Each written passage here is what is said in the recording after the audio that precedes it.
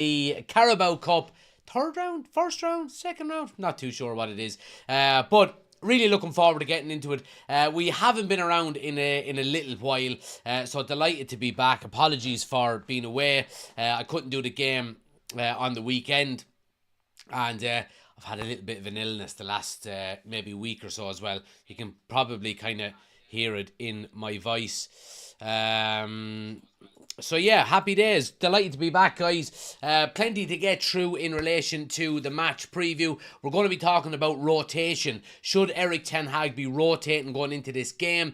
Obviously, Manchester United are going into a game against them, I suppose, a mid-table League One side, and is it an opportunity for Erik ten Hag to play the youth? Get your, obviously, votes in. We've got a live chat going as well, as always.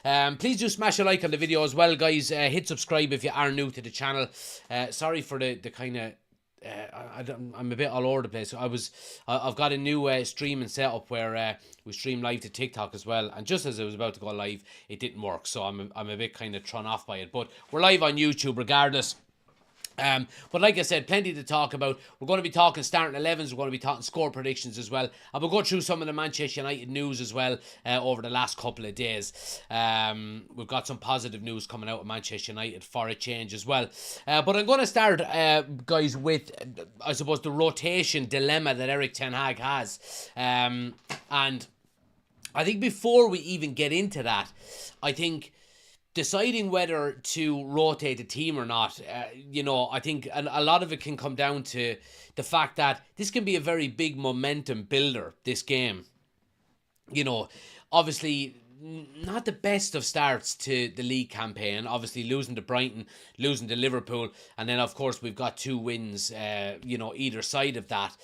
And we've beaten the teams we've been expected to beat. We've struggled against the teams we're expected to struggle against.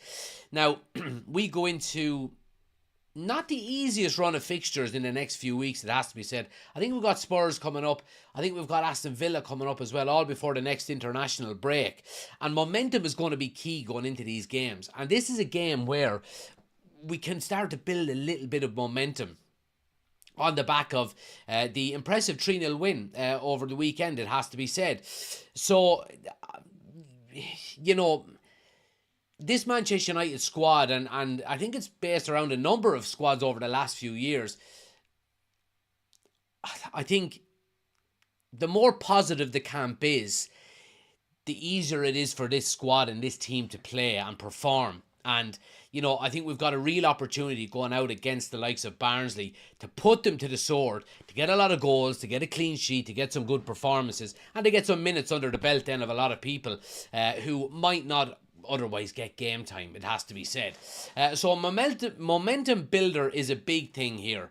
And I think we should be going out looking to really put down a marker. I know it's only Barnsley, and you will get the opposition fans going, it's only Barnsley and so on and so forth. But wins breathe confidence, and the more wins we can rack up under, regardless of the starting 11. Let's just have a look and see what our fixtures are coming up. It's kind of it's a bit disheartening playing in the Carabao Cup third round the same time that the Champions League is on. So the Champions League is starting tomorrow as well, by the way. But for United, yeah, we go into an away game against Crystal Palace, obviously, on the weekend. We've got a home game against FC 20. So, the next 3 games, tomorrow night, Crystal Palace and then FC 20, are games that we can, realistically go out and pick up victories in and score a lot of goals, you would hope. We then go into the Spurs game at home in the Premier League. We've got FC Porto away, and then we've got Aston Villa away as well in October. And I think, that's just before the international break. So, big opportunity to build a little bit of momentum over the coming week or 10 days or so before we go into maybe the more difficult fixtures before the next international break. So we're talking about rotating the team then. And, obviously I'll get into my predicted 11 in a moment. But, Erik ten Hag said in his interview today that he's got different headaches in relation to, what he had last year when nobody was available. He has said today in his pre-match press conference that Mazraoui, De Ligt and Martinez are all available against Barnsley. Obviously they all came off with little niggles on the weekend, and there was concerns particularly around Mazraoui, whether he would be fit or not, or whether the injury was going to keep him out for a few games. So it's really good news that they're all available and ready to rock and roll for the game tomorrow night. That doesn't mean they're all going to play. Of course it doesn't. And I think, rotating the team, we've said this an awful lot, especially throughout the transfer window, when, there might be a debate going on about, do we sign a player, do we keep a player, do we let a player go? Not every player within the squad has to be good enough to start every important game. There are players there that you use specifically to give other players rests in games like Barnsley at home in the Carabao Cup third round, and I think that's very important as well. So I do think it's an opportunity to rotate for Erik ten Hag. Whether he will or not remains to be seen. I mean, if we're speaking about defence, for example, obviously De Ligt came off with cramp because he played a lot of games. He played 3 games in a week. I would be surprised if De Ligt starts, to be quite honest with you. I think it's an opportunity for Ten Hag to rest him for the game on the weekend. We're talking about Mazraoui coming off with a bit of a niggle as well. Does that mean maybe that he drops out of the team as well and Harry Amas comes in at left back, for example, and we move the low back over the right full? Options there. Obviously, Ugarte is only brand new into the team. Casemiro didn't play too many minutes on the weekend, but played well when he came on, just like Ugarte did. So is there an opportunity for them to come in and get minutes? When we're looking at the forward line, Garnacho has been starting on the bench, and doing quite well off the bench, it has to be said. Anthony hasn't got much game time, for example. Christian Eriksen as well. Obviously, he played a big part on the weekend against Southampton. Do you bring him in again on Tuesday night and play him, with the mindset that, we're probably not going to be playing him on the weekend, so, he can get maybe another good 60, 70 minutes under his belt. And I think that's what we need to do. So, yeah, I mean, look, there are options there for Erik ten Hag, but for once, they're good options. We've got a little bit of depth starting to form within the squad, and we've still got players to come back as well. So we'll talk a little bit about that in a moment as well. Let's see what people are saying. Get your comments into the chat as well, guys, as always. Chris is in. He says, we're back. Ben is there as well. We need the momentum, says Chris. Finn is in. Michael is there. Binder in goal, says Michael. Well, that's, of course, another option, and I think there has been some more criticism around Onana over, especially after the Liverpool game. There were some people saying that he could have, potentially his positioning for some of the Liverpool goals should have been better. I don't disagree with that. I think his footwork needs to quicken up, when teams are transitioning from one side of the pitch to the other, especially with the likes of the Salah goal against Liverpool. He did seem a bit sluggish getting across. And we're used to seeing the likes of David De Gea being able to get across the goal very quickly. But obviously we know then that, he might lack in terms of shot stopping that De Gea had. He makes up for it in abundance with the ball at his feet and maintaining possession for Manchester United. So Binder in goal, I've no issue with that if he does come in, given the fact that it is Barnsley as well, we have to say. Finn says Barnsley got beat up 3-0 the weekend. They are primed for a 5-goal thumping. Yeah, so look, Barnsley coming into this game, like Finn is saying there, they're on the back of a 3-0 defeat to who was it? Sorry, I had it up here. To Stevenage. They currently sit in 8th place in the in League One table. Oh, sorry, 7th in League One. So they're just outside the playoff area at the moment. Look, I mean, I usually do a little bit more about the opposition with match previews, but when it comes to Barnsley, with all due respect to them, this is a game that Manchester United should really be going out and getting a victory, and without too many complaints, without too much hardship, without too much hassle, get the job done. So I mean, when it comes to Barnsley, just get the head down, be professional, get an early goal, and then put them to the sword, and I think that's what we need to be doing. Let's see what people are saying. Michael says Collier needs a run. There we go, Collier as well. People mentioning. Finn says Anthony will rip them apart. Reese is in as well. Is Rasmus ready? Says Michael. No. So Rasmus Highland, Mason Mount and Luke Shaw are still not available. There has been some suggestions that it's to keep them is to not risk them before the game on the weekend, that some of them may be available. Now, we did get reports today suggesting that Mason Mount is back training with the first team. He's obviously not up to match fitness yet. We'll talk a little bit about that in a while as well, about Mason Mount. But some good news there, of course. Let's see. Surely he was training there before the Liverpool game. I put him on the bench if fit, says Reese. Start the strongest 11, then make changes, says Ben. Xerxes could fill his boots tomorrow night. Well, it's a big one for Xerxes tomorrow night. I hope he does play, to be quite honest with you. I've seen some criticism about his display on the weekend. Look, he did miss a couple of chances for goals, but I thought his link-up play and his distribution, his first touch, his willingness to get on the ball, I thought was absolute quality. And I would have put him up there with one of our best performers. I think if he had scored one of the chances that fell his way, I think he would have been right up there with man of the match. I was really, really impressed with him, I have to say it. Now, look, I know, and we all have to, take into consideration that it's Southampton. Relegation fodder Southampton are going to be this season. So we won't get too carried away. Of course we won't. But, credit where credit is due. It was a very good performance from Xerxes. So I would be 100% behind you on that one, Finn. I would be saying, Xerxes, out you go. Don't be worrying about dropping into midfield. We've got lads who will do that. Stay in there, stay in the 6-yard box and get your goals. Fill your boots, get your hat-trick, get your 4 goals, 5 goals, whatever you can. And, if you get 3 goals in the first half, curly finger, off you come, and take a rest and get ready for the weekend. Are you doing the match tomorrow? I am, Connor. I will be doing a watch along for the game tomorrow. I do apologise about the watch alongs. I did mention it before the start of the season, guys, that there are going to be a few that are going to be missed this year. The reason being is that on Saturdays my wife works and I have to mind the kids, so my mum minds the kids all week for us, so I can't ask her to do it again on a Saturday.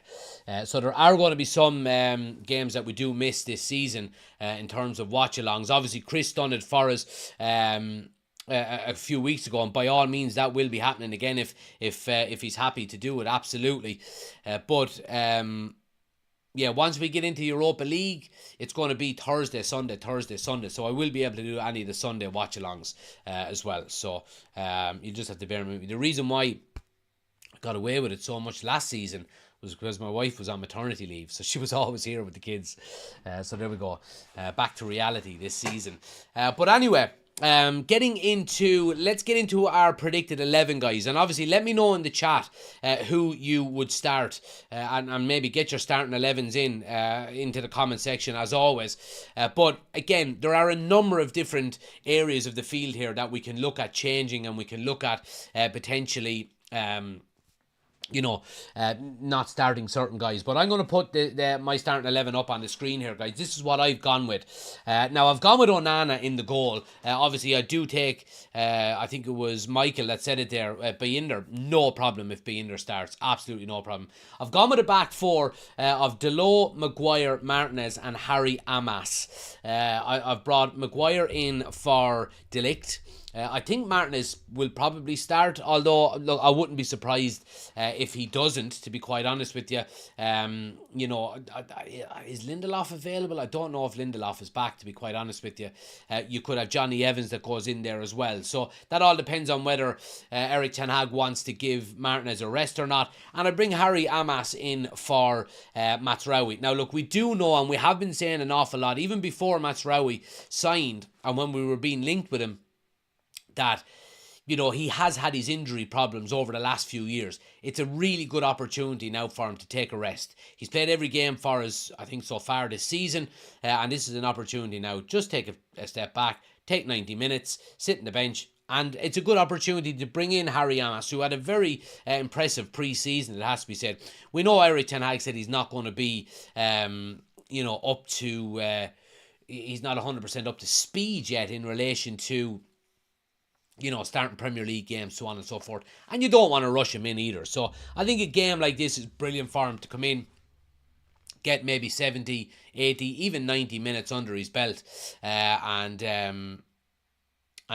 rock and roll. Couldn't comment on the video, says Ushin. I don't know why that is, pal, to be quite honest with you. So yeah, I mean, that's my back four.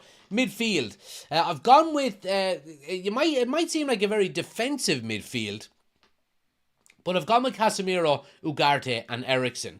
Now, Collier was mentioned in the live chat there as well, and I would have no problem with Collier being in this team as well. I think Casemiro, if Ugarte is going to come in and take Casemiro's place permanently, I think a game like this is perfect for him to get, 90 minutes or 70 minutes or whatever the case may be. I do think Ugarte needs more game time to be integrated into the squad with his teammates, to learn what Eric Ten Hag is expecting from him, to gel with his teammates, so on and so forth. So for that reason, I would go with Ugarte alongside Casemiro. And I think it's a good opportunity for Eriksen, again, like I mentioned, to get some more minutes under his belt. He's not going to have a lot of minutes this season, Eriksen, by the looks of things. So I think this is prime example, or prime opportunity here for him, to play another 90 minutes. That does mean that you're giving a rest also then to Kobbie Mainoo, who I think probably needs a bit of a rest, to be honest with you. He's played every game so far for us this season.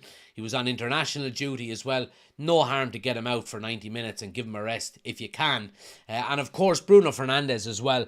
We know Bruno Fernandes loves to play every game and likes to be involved, and is a credit to himself and to Manchester United with the amount of game time he plays. But when you've got an opportunity to rest him, rest him.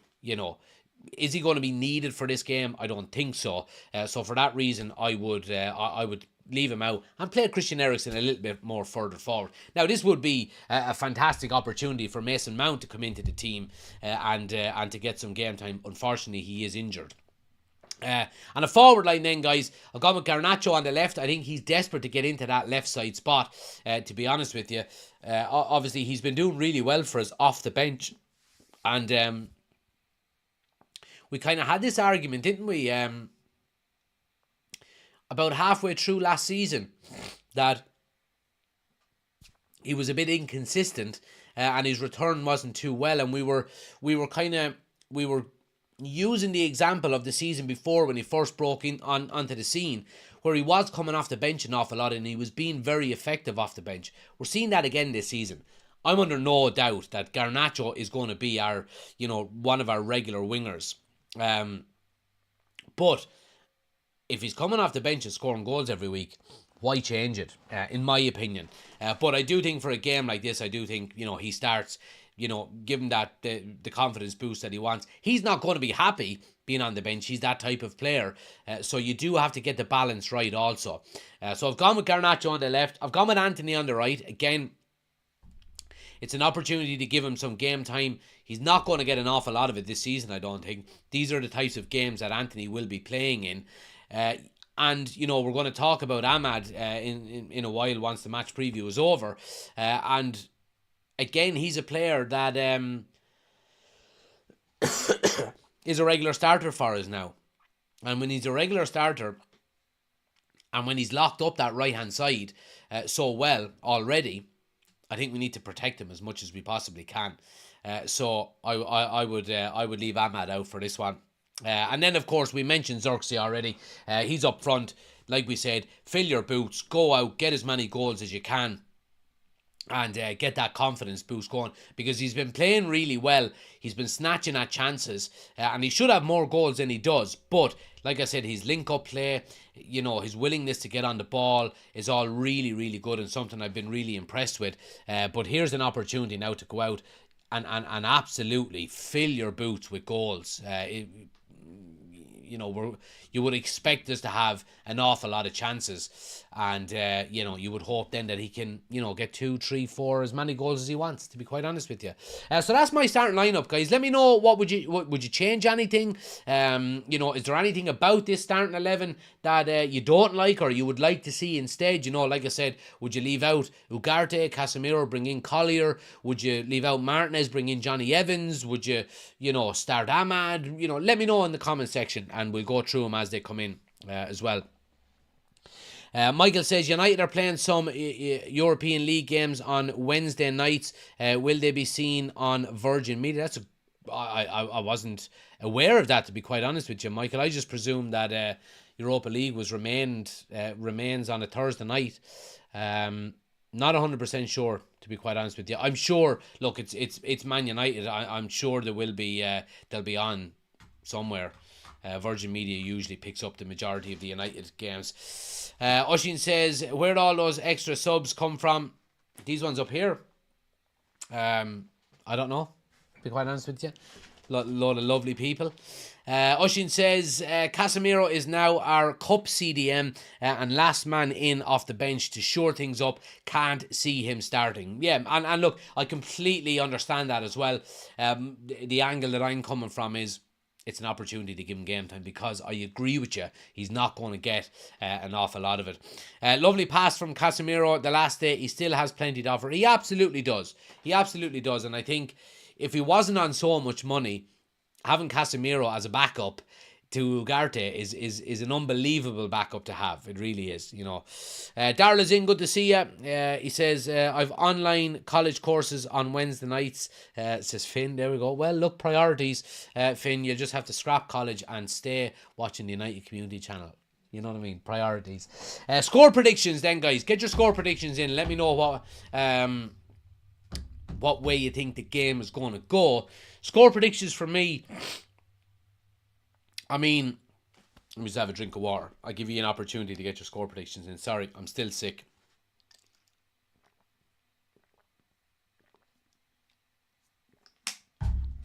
Score predictions. I think it's a big opportunity for United to go out and really put Barnsley to the sword. Again, a lot of it will depend on the starting 11, to be quite honest with you.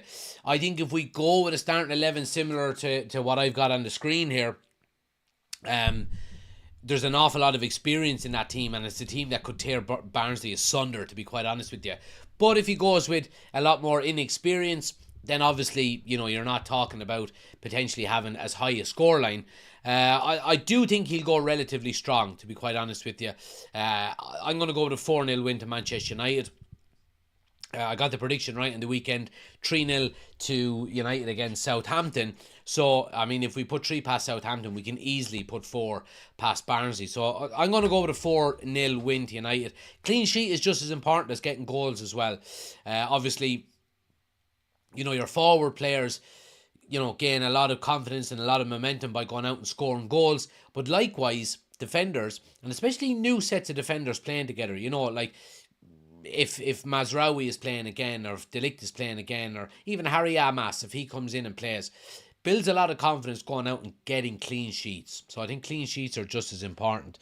And if I'm going with goal scorers, I'll go with Xerxes to get 2, Ugarte to score on his full debut, and I'll go Anthony to get the other one. So they're my 4 goal scorers. Let's see what you guys are saying. Chris says 4-0 to United as well. Dylan is saying 4-0 as well. Ben is saying 3-0. Finn says 5-1. Bover says 3-1. Anthony hat-trick, says Chris. They're playing the Europa League next Thursday, says Dylan. Yeah, that's their first game next Thursday. 5 assists for Anthony. There we go.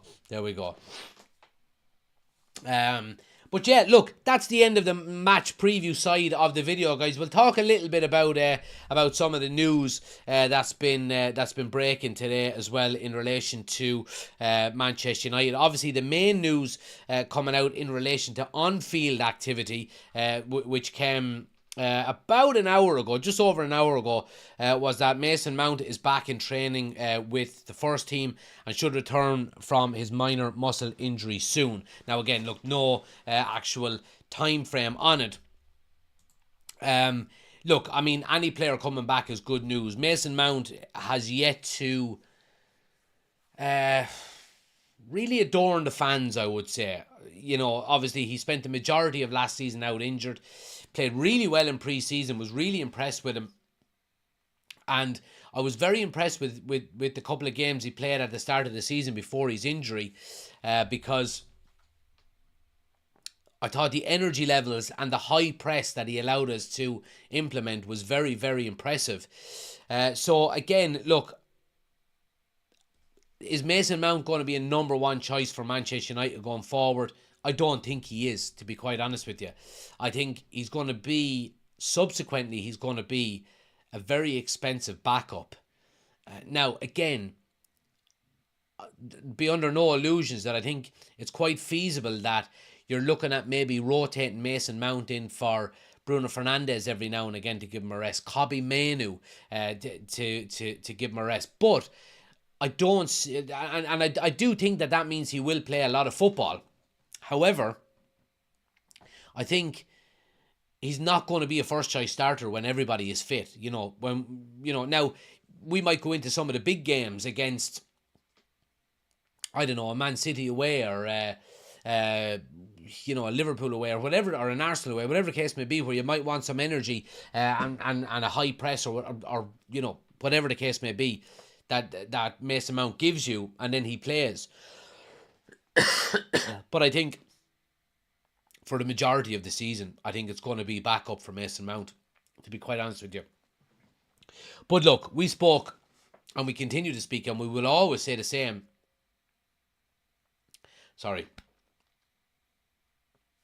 Depth in our squad is vitally important. In any squad is vitally important. So Mason Mount coming back is a big plus. It really is a big plus. The other good news today, guys, was coming out from the Manchester Evening News, was that Man United are expected to offer a new long-term contract to Amad Diallo in the coming months.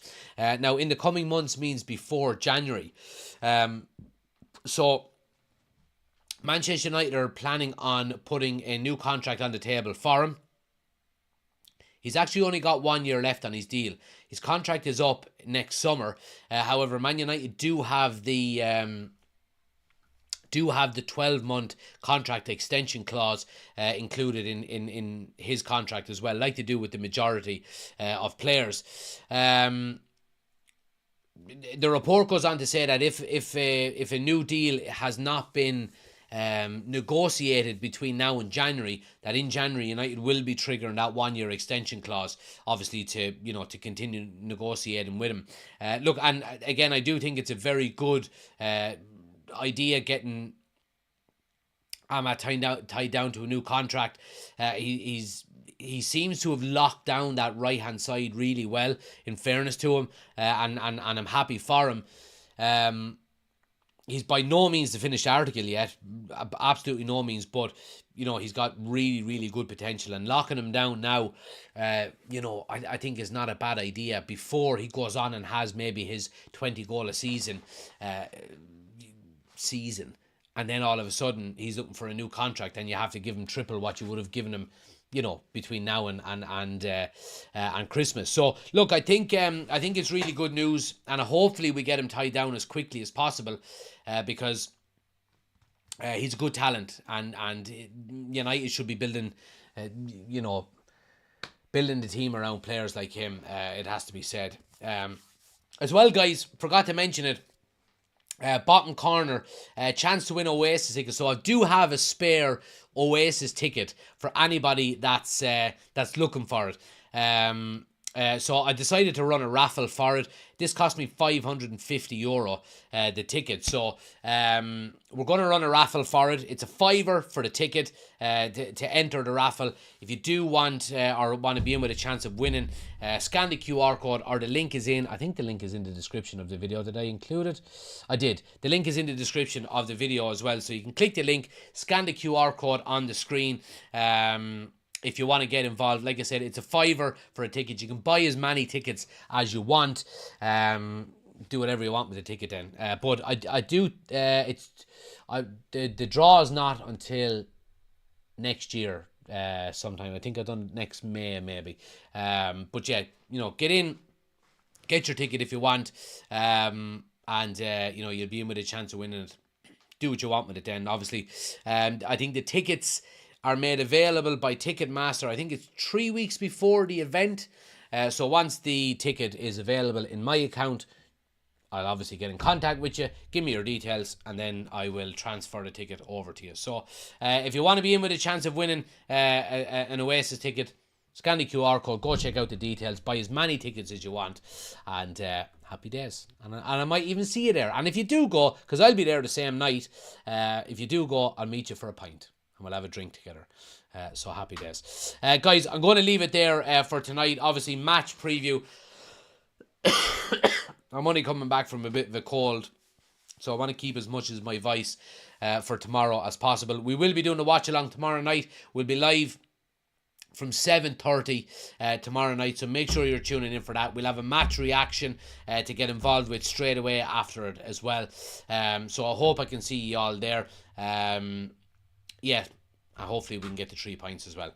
But yeah, I'll be back tomorrow night, guys, 7:30 live for the watch along. Make sure you get involved. Hit the subscribe button, hit the like button if you haven't done so already. Turn on notifications as well. You'll get notified as soon as we go live. Appreciate you watching. Hope you have a great evening, and I'll chat to you tomorrow. Take care. Have a good one.